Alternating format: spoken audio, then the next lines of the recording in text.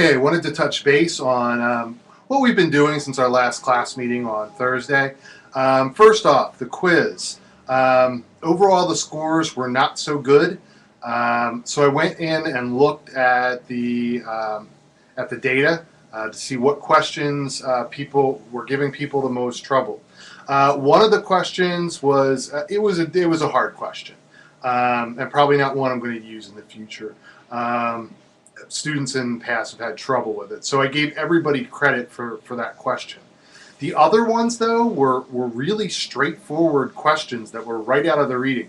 Couple examples. One, the question was said in the plastics article, which film was referenced as a scathing indictment of the patriarchal nature of suburban culture.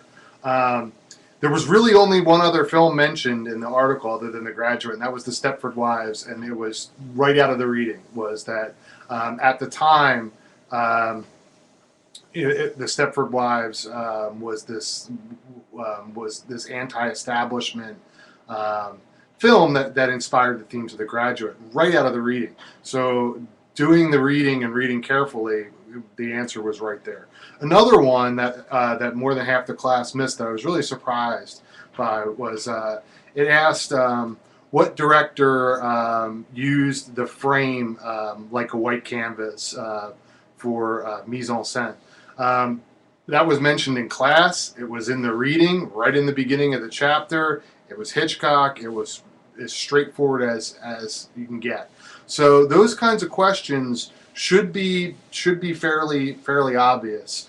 So my advice to those of you who have not done as well in the quizzes as you'd like is be a little bit more diligent in your reading and in your note taking. Okay, moving on to The Graduate. The discussion on The Graduate, it really isn't up there as a whole as good as the last one we had on The Kid, actually. That's not to say that there aren't some good posts there. There are. But when you go through and you read them all at once, there's a lot of very generic, basic answers that are all very similar. They're just kind of 1-2 sentence answers without a lot of detail. Not good. It's going to come through in the grades. I was really lax on The Kid, but the Kid forum. But overall, they were pretty good.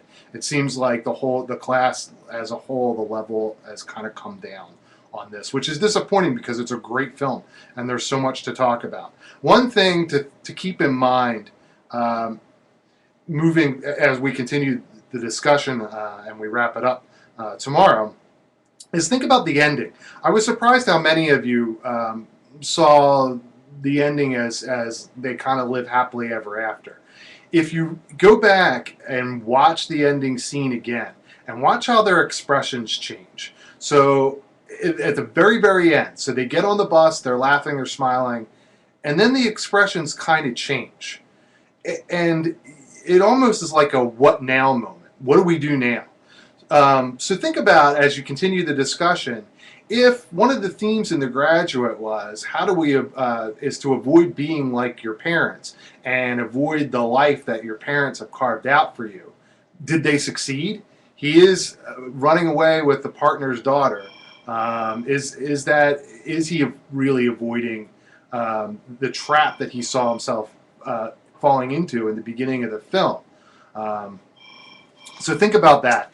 There was some good observations made. George mentioned the crowded frame and how it was used as part of mise en scène, which really kind of shows some kind of chaos and confusion and inner turmoil for Ben. So that was really good.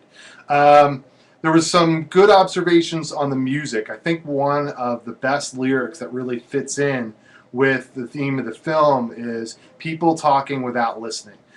There's a great bit of dialogue when Benjamin goes over the house with Mrs. Robinson, their first encounter, and she asks him what he wants to drink, and he says scotch, and she gives him bourbon without listening to him.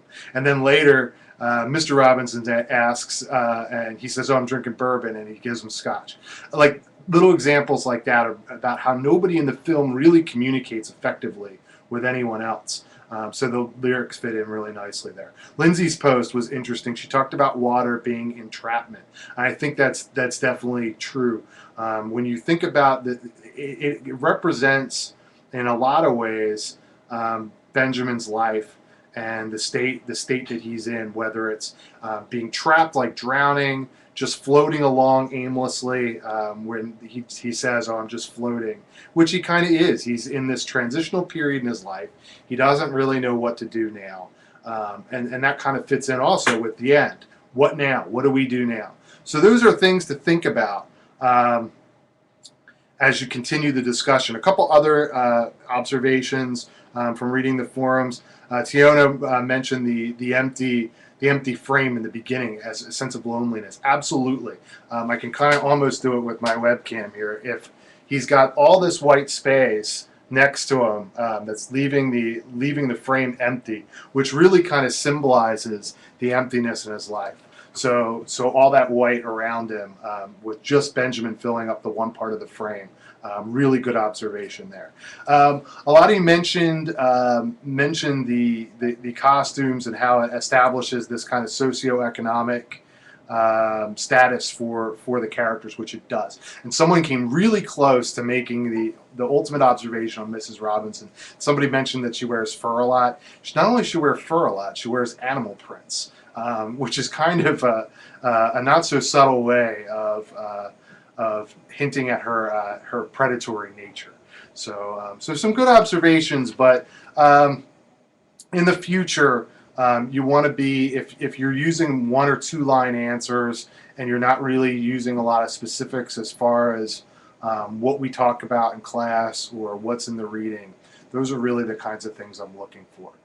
So continue the discussion, and we'll wrap that discussion up tomorrow, and then we'll start with a new film on Thursday, The Maltese Falcon, which is a great example of film noir.